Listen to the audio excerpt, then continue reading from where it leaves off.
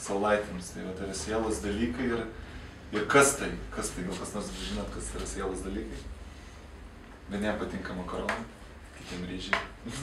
Čia nesielos, čia skonio dalykai. Ne, tai yra sielos dalykai, tai yra tie dalykai, kurie tau patinka, tai yra tavo sielos dalykai, tai, ką tu mėgsti. Tai yra tos parodos pati idėja ir buvo, bet ką aš čia bandau parodyti ir išeksponuoti,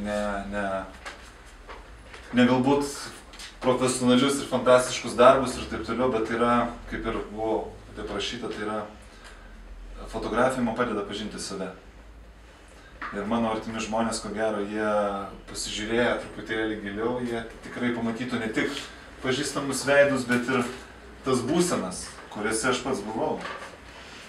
Ir jie atspindi mane. Kad tos nuotraukos yra tamsios, tai nereiškia, kad aš esu visiškai sugedęs ir nusivylęs gyvenimu ir viskas mane yra blogai. Aš esu kupinas energijos ir mane dega, šviečia ir tai yra gerai.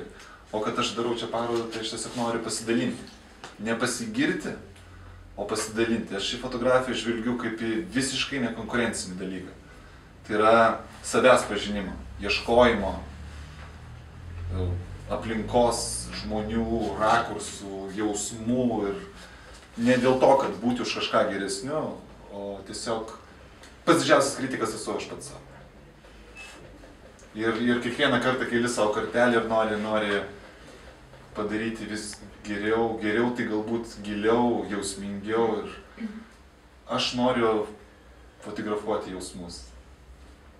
Kažkokius išgyvenimus, kažką gilesnio, kaip ir rašiau, daugiau nei atvaizdas, šiek tiek daugiau.